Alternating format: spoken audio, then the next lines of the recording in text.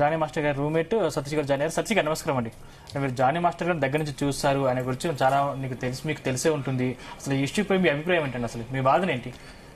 నేను ప్రతి డెబిట్లో చెప్తున్నాను, టీవీలో చెప్తున్నాను. ఆయన జానీ మాస్టర్ వ్యక్తిగతంగా ఆయన పక్కన ఉన్న వ్యక్తిని, ఆయనతో జర్నీ చేసిన వ్యక్తిగా చెప్తున్నాను. ఇప్పుడు మాట్లాడే వాళ్ళందరూ కూడా ఈ అమ్మాయితో సంబంధం ఉండి అమ్మాయి గురించి తెలిసిన వాళ్ళైతే మాట్లాడాలి. ఇప్పటి వరకైతే అమ్మాయి అయితే బయటికి రాలేదు. ఇంతవరకు అమ్మాయి బయటకు వచ్చి ఒక్కసారి కూడా సమస్య చెప్పలేదు. ఈ రోజు వరకు ఆయన జైల్లో ఉన్నాడు. ఆ తర్వాత ఆమె ఇంతవరకు రాలేదు. ఇప్పుడు వాళ్ళ భార్య బయటకు వచ్చి రోధిస్తుంది. వాళ్ళ పిల్లలు అనాథలై ఇంట్లో ఉన్నారు. వాళ్ళ డాడీ ఎప్పుడు వస్తారని వాళ్ళు నడుస్తున్నారు. ఒక మగవాళ్ళని చెప్పేసి ఆడవాళ్ళందరూ అమ్మాయి మీద పడే చేయడం కాదు. అసలు అమ్మాయి ఎక్కడ వచ్చింది, ఆమె స్థితిగతులు ఏంది, ఆమె ఎవరి గతంలో ఏం చేసింది, ఇవాళ ఆమెకు ఎవరు అన్నం పెట్టారు, ఆమెకు ఎవరు సేవ చేస్తున్నారు, ఆమెకి ఈ రోజు స్థాయి రానికి ఎవరు కారణము, ఈ స్థాయికి రానికి ఎవరు కారణము, ఈ అసలు ఇంతమంది పరిచయం కానికి వెలుగు రానికి కారణం ఎవరు? అప్పుడు ఎవరు ఆలోచించలేదు కదా. అసలు ఆమె ఏ స్థితి మేము చూసినాం, ఆమె ఏ స్థితిగతులు వచ్చింది, ఎట్లా వచ్చింది మేము చూసినాం. అట్లా అని చెప్పేసి ఈ పాప అతని మీద ఒక ఆరోపణ వచ్చిందని చెప్పేసి అందరూ అతని మీద ఇప్పుడు తప్పు చేశాడు ఆరోపణ ఒప్పుకున్నారని ఎక్కడ ఒప్పుకున్నారు? వాయిస్ లో చెప్పారా? పోలీసు వాళ్ళు రికార్డు వాళ్ళు చెప్పారా? డిపార్ట్మెంట్ వాళ్ళు రికార్డులో జానీ మాస్టర్ ఒప్పుకొని చెప్పేసి అన్నారా? ఇవన్నీ కల్పిత పాత్రలు అండి. ఇవన్నీ మనం ఊహించుకునే పాత్రలు. జానీ మాస్టర్ ఆయన వెళ్ళేటప్పుడు ఒకటే చెప్పారు, ఆయనకి ఇంకా ఇప్పటికి కూడా ఏం జరుగుతుందో తెలిసలేదు. ఆయన ఇంకా కుట్ర జరిగి అర్థం కాకుండా ఏం జరుగుతుందో తెలియకనే అడిగాడు. నాకేం జరుగుతుందో తెలిసలేదు, నా పైన జరుగుతుంది అని చెప్పేసి చెప్పుకుంటూ పోతుండే అతను. అంతేగాని ఇక్కడ పర్టిక్యులర్గా ఇదేనా తప్పు చేశాడు, వీళ్ళే చేశాడు అనేది ఏం లేదు కదా. ఇప్పుడు 5 సంవత్సరాల క్రితం 6 సంవత్సరాల క్రితం ఇదంతా ఏం చేస్తారు? అందరూ ఏం చేస్తారు? ఇప్పుడు 5 సంవత్సరాల క్రితం మాట్లాడుతుంది కదా, ఏం చేస్తారు? అమ్మాయి ఇప్పుడు బయటకి, ఈ అమ్మాయి ఇప్పుడు ఇప్పటి వరకు చెప్పేదంటే ఇప్పటి వరకు కూడా వాళ్ళ భార్య వచ్చి బయటకు వచ్చి అరుస్తుంది, బాధపడుతుంది, ఏడుస్తుంది. జానీ మాస్టర్ తీసుకువెళ్ళి పెట్టారు. ఒక్కసారి అమ్మాయి కనబడ్డా? సరే మనం మన మన మన సిద్ధాంతాల పద్ధతి ప్రకారం అమ్మాయిని చూపించద్దు, స్కాప్ కట్టుకొని కనీసం వాళ్ళ పేరెంట్స్ ఎవరన్నా వాళ్ళ రిలేషన్స్ వచ్చి మాట్లాడిలా ఒక ఆంబులెన్స్ ఇచ్చిపోయింది. ఆ అమ్మాయి రాను అని చెప్పిన తర్వాత ఎవరు మీడియాలో చూపించాల్సిన అవసరం లేదు. రానప్పుడు ఇప్పుడు సమస్యలు బయట చెప్పుకుంటారు కదా తెలిసేది. చెప్పుకుంటున్నాం, అందరూ చెప్పుకుంటున్నారు. బయట చెప్పినప్పుడు సమస్య ఎవరు మాట్లాడతారు? ఆమె గురించి ఎవరు ఫైట్ చేస్తారు? ఎవరు మాట్లాడతారు?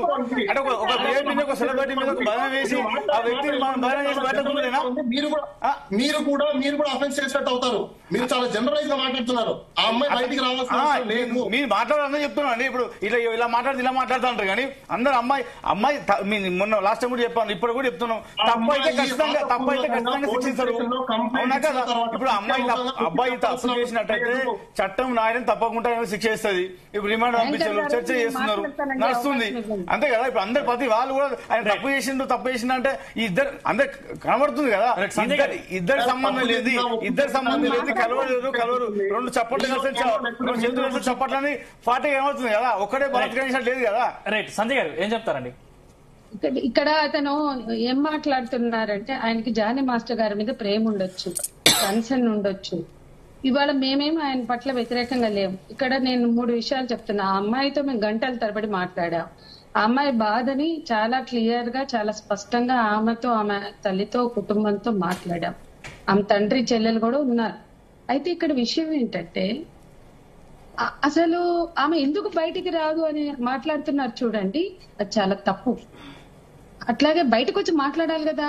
ఆమె బంధువులు అసలు ఆ డిమాండే చాలా క్రూరమైన డిమాండ్ అండి. ఎంత క్రూరంగా అంటే జాలిపడాలో ఏం చేయాలో అర్థం కావట్లేదు. కానీ ఎంత అజ్ఞానం మనది. పోక్సో చట్టం చదవండి, మీకు అందరికీ కూడా చట్టం గురించి తెలుసుకోవాల్సిన బాధ్యత ఉంది. వాళ్ళ అడ్రస్లు కానీ, వాళ్ళ డీటెయిల్స్ కానీ, వాళ్ళ ఫోటోలు కానీ ఏవి కూడా మీడియా చూపించకూడదండి. ఇన్నాళ్ళు మీడియా అవన్నీ పారామీటర్స్ పట్టించుకోకుండా చూపించింది కాబట్టి ఇరు పక్షాలని చూపించడానికి అలవాటు పడిపోయింది మీడియా. అట్లా చూపించకూడదండి, అది చట్టం. ఎక్కడా ప్రపంచంలో అంతా పాటిస్తున్నారు, మనమే పాటించట్లేదు. వాళ్ళు ఎందుకు రారు? నిజమైతే బయటకు వచ్చి ఎందుకు మాట్లాడరు? వాళ్ళ బంధువులు ఎందుకు మాట్లాడరు? అంటే ఎవ్వరికి రైట్ లేదండి. అసలు వాళ్ళు రావాలి, చూపించాలి, మీడియాలో ఎందుకు కనపడకూడదు అనేటువంటి అడిగే హక్కు కానీ చర్చించే హక్కు కూడా లేదండి. అది చట్టం చెప్తుంది. ఇవాళ ఇతని మాటలు విని ఇతని మీద కూడా సుమోటోగా కేసు వేయొచ్చు. అంటే పోక్సో చట్టంలో ఉన్న అమ్మాయి ఎందుకు బయటకు లేదండి, వాళ్ళకి తెలియదండి. చాలా మందికి తెలియదండి. చెప్పడంలో విఫలమయ్యాయి మన పాలక వర్గాలు. అది మనం అర్థం చేసుకోవాలా. ఆమె అంగీకారం లేకుండా ఆమె ఒంటి మీద చెయ్యి వెయ్యొద్దు అని చిన్న మెసేజ్ ఇవ్వలేని సమాజం మనది, వ్యవస్థలు మనవి. ఉరేద్దామా ఎన్కౌంటర్ చేద్దామా అని మాట్లాడతారు. ఊరొద్దు, ఎన్కౌంటర్లు చేయొద్దు. ఆ అబ్బాయిలు కూడా మన తమ్ముళ్ళో, మన పిల్లలో, మన కొడుకులో వాళ్ళకి తెలియక మగవాడైనాకి ఇలా చెయ్యవచ్చు అనుకుంటున్నారు. అది చెయ్యకూడదురా నాయన, ఇలా మాట్లాడకూడదురా నాయన అని చెప్పే వ్యవస్థలు లేవండి ఇక్కడ. మేము అదే మాట్లాడుతున్నాం. అందుకే దిశ ఎన్కౌంటర్ చేసిన సజ్జనార్ మీద మేము కేసేసాం. అతను తప్పు చేశాడని ప్రూవ్ చేయకుండా చంపేసి యాసిడ్ అటాక్ చేస్తే, యాసిడ్ అటాక్ తర్వాత యాసిడ్ పోసారు వాళ్ళు. కానీ ప్రూవ్ చేయాలా, నా ప్రేమ నాకు దక్కాలా, నాకు దక్కని ప్రేమ ఎవరికి దక్కొద్దని ఒక కాన్సెప్ట్ వాళ్ళకి ఇచ్చేసి ఆ తర్వాత యాసిడ్లు పోసినాక వాళ్ళని ఎన్కౌంటర్ చేయండి అంటారు. ఎందుకు చేస్తారండి ఎన్కౌంటర్లని? అప్పుడు కూడా మేమే కేసేసాం. ఈ ఎన్కౌంటర్లు కాదు, ఈ పిల్లల్ని, ఈ మగ పిల్లల్ని చంపడం కాదు, వాళ్ళ ఆలోచనలని మార్చే వ్యవస్థ కావాలి. ఆ వైపుగా మన ప్రయాణం లేదు. మన లీగల్ వ్యవస్థను అటువైపు నడపాలి. ఈ సమాజంలో ఎడ్యుకేషన్ లేదు. మీడియా ఏం చేస్తుంది? ఇప్పటి వరకు కూడా శాస్త్రీయంగా చర్చించరు, సెన్సిటైజ్ చెయ్యరు. అసలు ఒక అమ్మాయి తన గోప్యతని తను ఎందుకు కావాలనుకుంటుంది, ఎందుకు చట్టం కూడా అది కన్సిడర్ చేసింది అంటే లాట్ ఆఫ్ సోషల్ స్టిగ్మా. ఆ సోషల్ స్టిగ్మా ఏదైతే ఉందో అంటే సామాజికంగా ఈమె ఫలానా వాళ్ళ అమ్మాయి అత్యాచారానికి గురైంది, ఫలానా కుటుంబం, ఫలానా వాళ్ళు, ఇవన్నీ మాట్లాడుతున్నారండి. అవన్నీ మాట్లాడకూడదండి. చూపించే రైటే మీడియాకి లేదు. మీడియా చాలా కాలంగా తప్పు చేయడానికి అలవాటు పడిపోయింది. దాన్ని చాలా మంది అదే కరెక్ట్ అనుకుంటున్నారు. నేను రోజు చూస్తున్న చర్చలు చూస్తున్న చాలా రోజుల తర్వాత మీడియాలో పరిశీలిస్తున్నాను. ఈ మధ్యకాలంలో విసుగొచ్చి రోత పుట్టి మీడియాకు దూరంగా ఉన్నాం మేము. కానీ ఈ ఇష్యూలో మేము ఏమంటున్నామంటే అసలు మీడియాకి అన్ని రైట్లు, అసలు యూట్యూబ్లకైతే హద్దులే లేవు. అన్ని రైట్లు, అన్ని మేము మాట్లాడొచ్చు, అందరి ఇళ్లలోకి చొరబడొచ్చు, కుటుంబాల్లోకి, జీవితాల్లోకి చొరబడొచ్చు అంటున్నారు. ఇది ఒక వైలెన్స్ అండి. అందరి పర్సనల్ ప్రైవసీలోకి, పర్సనల్ జీవితాల్లోకి చొచ్చుకుని పోయి జడ్జిమెంటల్ గా ఉండడం. అసలు మన సమాజం చదువుకుంటున్నారు కదా, ఆలోచించండి. ఎవరి పట్లైనా జడ్జిమెంటల్ గా ఉండకూడదు అన్న ఒక చిన్న పదాన్ని ఆలోచించండి. జడ్జిమెంటల్ గా ఉండడం అంటే ఏంటి? తీర్పరితనం. ఏ వ్యక్తి ఇంతకుముందు ఎవరు చెప్పరు, అందరి జీవితాలు ఒకలాగా ఉండవు. మగవాళ్ళు కూడా బాధపడే వాళ్ళు ఉన్నారు, మగవాళ్ళు కూడా హింసకు లోనయ్యే వాళ్ళు ఉన్నారు. మనిషిని హింసించకూడని సమాజం కాదు.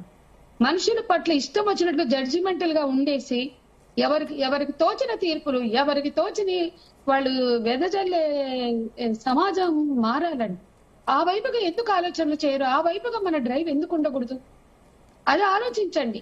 ఎవరి మీద ఏదైనా మాట్లాడతారు, ఆ ముందు అరే ఆయన కూడా ఉన్నాడు పై పిల్లలు ఉన్నాక తనకన్నా 24 ఏళ్ల చిన్నమ్మాయితో అతను ఏ స్టేజ్ లో ఎప్పుడు ఏం మాట్లాడాడో తెలుసుకుంటే, ఏ చట్టాల గురించి తెలుసుకోకుండా తను ఎలిమినేట్ వెళ్ళిపోయే అమ్మాయిని పిలవడం ఏంటి? ఆ తర్వాత ఒక్కొక్క సందర్భంలో అతను మాట్లాడి, ఒక్కొక్క సందర్భంలో ఆమె వెళ్ళిపోయింది, మళ్ళా అతను ఎలా వెనక్కి వచ్చింది, మళ్ళీ వెళ్ళిపోయింది, మళ్ళీ ఎలా వెనక్కి వచ్చింది.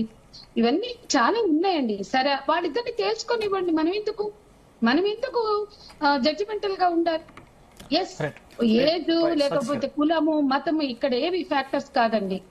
ఒక మనిషి మీద హింస ప్రయోగిస్తే ఆ హింస బయటపడే హక్కు ఆమెకు ఉందా లేదా, అదొకటి ఆలోచిద్దాం. బాలగారు మీ దగ్గరకు వస్తున్నారు. సత్య గారు, అంటే 2019లోనే ఆమె కావాలని దురుద్దేశంతోనే ఆమెను అసిస్టెంట్ గా చేర్చుకున్నారు. దాని తర్వాత ఒక ముంబై హోటల్లో అత్యాచారం చేశారు. దాని తర్వాత 16 ఏళ్ళు ఉన్నప్పుడు పలుమార్లు అత్యాచారం చేశారని సాక్షాత్తు జానీ మాస్టర్ ఒప్పుకున్నట్టు పోలీసులు పేర్కొంటున్నారు కదా. అది నిర్ధారణ అయితే వాళ్ళు నిజమే చెప్తే తప్పకుండా అని ఒప్పుకున్నాడు. జానీ మాస్టర్ నిజమే అని చెప్పేసి నిజమైతే వాళ్ళు శిక్ష ఇస్తే చట్టం న్యాయం తన పని చేసుకుంటూ పోతుంది కదా. ఇప్పుడు మేడం చెప్పినట్టు మీడియా రాయకూడదండి. ఇప్పుడు మేడం చెప్పినట్టు అన్ని పర్ఫెక్ట్ చెప్పినట్టు ఇక్కడ ఒక నిమిషం అండి, పోలీసులు రిమాండ్ నోటీస్ పెట్టారు. రిమాండ్ లో రాసినవి రిమాండ్ నోటీస్ ఇచ్చారు. రిమాండ్ దాంట్లో పేర్కొన్నది మీడియా ఒప్పుకున్నాడు అని రాస్తున్నారు. అది కూడా కరెక్ట్ కాదండి. ఇవి కరెక్ట్ కాదండి. అన్ని కల్పిత పాత్రలే. నిజానికి చెప్పే వాళ్ళు అంటే చెప్పే ప్రకారం ఏంటంటే, అయితే ఇప్పుడు మీరు చూపించేది ఏంటిది, ఆ క్యాండిడేట్ ఎవరైతే జానీ మాస్టర్ తప్పు చేశాడో ఆయన చెప్పే వాగ్దానం ఒకటి, తర్వాత డిపార్ట్మెంట్ వాళ్ళు సీఏ గారు ఎస్ఐ గారు ఏసీబీ గారు ప్రెస్ మీట్ పెట్టి వాళ్ళు చెప్పేది నిజమవుతుంది, ఆ చర్య తర్వాత నిజమవుతుంది. ఇప్పుడు మేడం గారు చెప్పినట్టు నేను చెప్పేది అదే.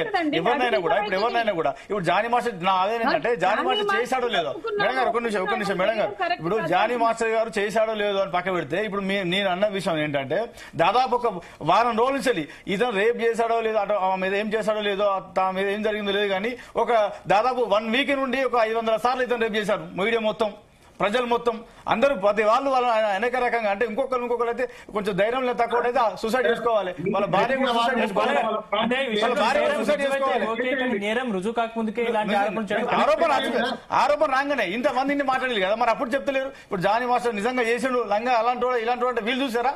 వీళ్ళు చూడలే కదా. మరి అలాంటప్పుడు అతని మీద ఎందుకు ఇంత నిందేశారు? ఆరోపణ చేశారు, దర్యాప్తు చేస్తున్నారు. ఆయన దర్యాప్తు చర్చ జరగముందు అక్కడ నర్సునే ఉంది, ఇద్దరు సస్పెండ్ చేశారు. అటు నర్సునే ఉంది, మా మూవీలకి వెళ్ళి చేశారు. అటు ఇంకా రిపోర్ట్ ఇవ్వనే లేదు. ఇంకా వాళ్ళు ఇంకా డిపార్ట్మెంట్ వాళ్ళు ఇంకా మొత్తం విచారణ జరపం ముందుకే అతనికి సంబంధం లేకుండా ఆ బాడీకి సంబంధం, డాన్సర్ సంబంధం లేకుండా అతను చేశారు. అంటే ఇదంతా కావాల్సుకొని వెనక కుట్ర జరుగుతుంది అందరూ తెలుసు కదా. ఇదంతా ఓపెన్ సీక్రెట్, ఎవరు చెప్తలేరు కానీ అతని వెనక పెద్ద కుట్ర జరుగుతుంది అన్న విషయం అందరికి తెలిసిన విషయమే. ఇప్పుడు మామూలుగా అందరూ ఓపెన్ చేశారు. అలాంటప్పుడు డీ షో బంద్ చేయాలండి, డీ షోను బంద్ చేయాలి. ఎందుకంటే డీ షో వల్ల పరిచయం అయింది కదా. ఈ 18 సంవత్సరాలు నిండిన అమ్మాయిలకు డీ షోలో అర్హులు కాదని బోర్డు పెట్టండి. ఈ డీ షో సంబంధించిన వ్యక్తులను అరెస్ట్ చేయండి ఫస్ట్. ఎందుకంటే ఇప్పుడు 5 సంవత్సరాల క్రితం జానీ మాస్టర్ చేశాను కదా, 5 సంవత్సరాల క్రితం ఇంకో వ్యక్తితో డీ షోలో కనబడుతుంది కదా, డీ షోలో ఇవైతే కంటెంట్ కనబడుతుంది కదా. మరి డీ షోలో 18 సంవత్సరాలు ఎన్నో అమ్మాయిలతో ఎందుకు ఏమిస్తున్నారు అంతా? డీ షోని బంద్ చేయాలి ఫస్ట్, డీ షోని బ్యాన్ చేయండి, డీ షోకి సంబంధించిన మేనేజర్ అరెస్ట్ చేయండి. సార్ ఇప్పుడు ఆయన కుట్ర జరుగుతుంది అని చెప్తున్నారు కదా, వేరే మంచిది. సార్ కుట్ర మీకు జరుగుతుందని మీకు తెలుసా అండి? కనబడుతుంది కదా. ఇది నిజమైన బాజాప్తిగా ఇది నిజమైన జానీ వెనకాల కుట్ర జరుగుతుంది. సార్ స్లో వెయిట్ వినండి. కుట్ర జరుగుతుందని మీకు తెలిసినప్పుడు ఏ వ్యక్తులు కుట్ర జరుగుతుందో కూడా మీకు తెలుసా అండి? దానికి కూడా సాక్ష్యాధారాలు రెడీ అవుతున్నాయి. వాళ్ళు ఎవరైతే ఏంటనేది ఇప్పుడు మీరు ప్రతి దానికి ఆధారం కావాలి అట్లా మాట్లాడారు కాబట్టి దానికి సంబంధించింది కూడా వెయిట్ చేస్తున్నాం. స్లో సార్ ఎక్కువ ఏం లేదు. అంటే ఇప్పుడు మీకు ఆ వ్యక్తులు ఎవరు అనేది మీకు తెలుసు సార్. ఒక వ్యక్తి కుట్ర చేసి చేస్తున్నప్పుడు వాళ్ళకి సపోర్టర్ అంటే జానీ మాస్టర్ కి సపోర్ట్ వచ్చిన చాలా మంది ఉన్నారు కదా, మీరు ఉన్నారు, చాలా మంది సింపథైజర్ ఉన్నారు. ఏ వ్యక్తి అయినా మీరు ఒకటి గుర్తుపెట్టుకోండి, ఎఫ్ఐఆర్ లాక్ చేయడానికి విక్టిమే అవసరం లేదు. విక్టిమ్ గురించి తెలిసిన ఇన్ఫర్మేషన్ కూడా చాలు. మీకు నిజంగా ఇన్ఫర్మేషన్ అనుకుంటే పోయి మీరు కంప్లైంట్ రాసి చేయొచ్చు కదా, ఇలాంటి వాళ్ళు చేస్తున్నారని చెప్పేసి. ఇప్పుడు మేము ఇప్పుడు జనరేషన్ లో ఇప్పుడు ఏమంటున్నా, ఎఫ్ఐఆర్ లాక్ చేయాలంటే విక్టిమే అక్కర్లేదు. ఎనీ ఇన్ఫర్మేషన్ నిజాలు తెలిసిన ఏ వ్యక్తి అయినా, ఈ భారతదేశ పౌరుడై ఉండి అతనికి నిజం తెలుసు అని అనుకున్న వ్యక్తి ఎవరైనా పోలీస్ స్టేషన్ లో రిపోర్ట్ చేయొచ్చు. మీరు ఎందుకు రిపోర్ట్ చేయట్లేదు? దాని గురించి సాక్ష్యాధారాలు అన్ని తీసుకుంటున్నాం, అన్ని వెరిఫికేషన్ చేస్తున్నాం. దాన్ని అది వచ్చిన టైంలో అది కూడా చేస్తాం. ఎవరు కూడా పోలీస్ వాళ్ళు కానీ లేకపోతే మీడియా కానీ, మీడియా కూడా ఇన్ఫర్మేషన్ ఎలా వస్తుంది? ఎవరో ఒకరు ఇస్తే, అంటే పోలీస్ స్టేషన్ లో ఆ అమ్మాయి ఇచ్చిన కంప్లైంట్ ని బేస్ చేసుకొని ఆ అమ్మాయి ఇచ్చిన అలిగేషన్స్ అవన్నీ కూడా ఏంటి, ఆధారాలు లేని మీరు అన్నట్టే ఏదో గుడ్డ కాల్చి ముఖం మీద వేసేసరి అనుకుందాం. సరే సార్, మీరు చెప్పండి. ఇప్పుడు వీళ్ళందరూ తెలుసు కదా, వీళ్ళు నిజంగా చెప్పండి, ఇప్పుడున్న జనరేషన్ లో ఇప్పుడున్న సిచ్యువేషన్లలో ఒక అమ్మాయిని బలాత్కరించే అవకాశాలు ఉన్నాయా? మీరు చెప్పండి, మీరు ఓపెన్ గా, మనం ఓపెన్ గా చెప్పాలి దయచేసి. నేను అబ్బాయి సార్ మాట్లాడను, అమ్మాయికి 100% న్యాయం చేయాలి. అమ్మాయికి న్యాయం చేయాలంటే ఏం చేద్దాం అది చేయండి. అమ్మాయికి న్యాయం చేయాలంటే ఏం చేద్దాం అది చెప్పండి. అమ్మాయికి ఎలా న్యాయం జరుగుతుంది అది చేద్దాం. ఉరిదిద్దామా? జానిని ఉరిదిస్తే ఆమెకు న్యాయం జరుగుతుందా? రోజు జరుగుతున్నాయి కదండి, రోజు చూస్తున్నాం కదా. మేడం దీన్ని నికేమింది అని కూడా అరిగడాలి. దీనికి ఇలాంటిది రాకుండా ఉండడానికి ముందే ఎలాంటిది భద్రతలు తీసుకుంటే ఎలాంటి చేస్తే అదే ఆలోచన చేద్దాం. ఈ సమాజంలో ఒక రీజనబుల్ ఉన్నప్పుడు, ఒక మనం పద్ధతిగా ఉన్నప్పుడు ఇంకోసారి వాళ్ళకి ఎలాంటివి చేద్దాం. మీరు అందరు ఉన్నారు కదా, మీరు పెద్దవాళ్ళు, మీరు అందరు ఉన్నారు కదా, ఎలాంటి అరగట్టాలి. ఇప్పుడు డీ షో నడుస్తుంది, డీ షోలో చిన్న బట్టలు వేసుకొని వాళ్ళకి ఎక్స్పోజ్ కనబడ్డట్టు పట్టుకొని అలుముకొని అప్పుడే వాళ్ళ కెమిస్ట్రీ రన్ అవుతూ ఉంటది. ఇవన్నీ ఇలాంటి 18 సంవత్సరాలు నిండిన అమ్మాయిని డీ షోకి రావద్దని వాళ్ళ రూల్స్ పెట్టండి. మరి ఒకవేళ ఏజ్ లిమిటెడ్ ఉందంటే అది లేదు, ఆమెకు వయసు తక్కువ ఉందంటే మరి డీ షోల ముందు 2019 మీరు మాట్లాడేది కొంచెం ప్రజలు చూస్తున్నారు, మీరు అర్థమయ్యేట్టు మాట్లాడండి. ఎందుకంటే మీరు అలా మాట్లాడడం తప్పు. ఎట్లా చెప్పండి? మీరు అలా మాట్లాడడం తప్పు. ఎందుకంటే వినండి, పూర్తిగా వినండి. మీరు ఫస్ట్ మీరు నిదానంగా వినండి ఏం చెప్తున్నారో. మీరు అలా మాట్లాడడం ఎందుకు తప్పు అంటున్నారంటే, నేను ఎవరికి నచ్చిన ప్రొఫెషన్ ని వాళ్ళు చేసుకోవచ్చు, ఆర్టికల్ 19 చెప్తుంది. ఇంకొకటి మీరు వీళ్ళతో ఉండద్దు వాళ్ళతో ఉండద్దు ఇలా బట్టలు వేసుకో అలా బట్టలు వేసుకో అని చెప్పే రైట్ ఎవరికి లేదు. అండ్ ఇంకోటి మీరు అంటున్నారు చూసారా, బట్టలు వేసుకున్నంత మాత్రాన అంటే మీకు అందరికి ఓపెన్ గా కన్సెంట్ ఇచ్చేసినట్టు అసభ్య బట్టలు వేసుకుంటే జనాలు ఇది కూడా రేపు రాంగ్ అయితే కదండి, ఇది కూడా రేపు రాంగ్ కదా, ఈ అసభ్య బట్టలు వేసుకుంటే రాంగ్ కదా రేపు. మార్చుకోవాలి, సమాజం మారాలి, సమాజం కూడా మేల్కోవాలి. అమ్మాయి చిన్న బట్టలు వేసుకునేది కదా అని చెప్పేసి ఓపెన్ ఆఫర్ కాదు. అమ్మాయికి నచ్చితే రిలేషన్షిప్ పెట్టుకుంటేనే మీకు ఓపెన్ ఆఫర్. అలా అని చెప్పేసి అమ్మాయి బయట తీసుకుందని చెప్పేసి వచ్చే ఇప్పుడు మీరు తప్పుగా అంటలేమండి. దీని వల్ల ఏమవుతుంది అంటే ఇప్పుడు 2019 లో అక్కడ కలిసారు కదా, 2019 అక్కడ స్టార్ట్ అయింది కదా. ఇప్పుడు ఇవన్నీ ఇప్పుడు నేను ఏమంటున్నా అంటే అమ్మాయి అబ్బాయి వాళ్ళిద్దరు సంబంధం లేదు, జరగలేదు కదా. ఇప్పుడు ఎలా అయితే ఆయన తర్వాత చేద్దామని చెప్తున్నాం కదా. రైట్ బాలగారు, రైట్ రైట్ అండి, రైట్. థ్యాంక్ యూ బాలగారు, thank you Kasturi garu, thank you సంధ్య గారు, థ్యాంక్ యూ సతీష్ గారు, థ్యాంక్ యూ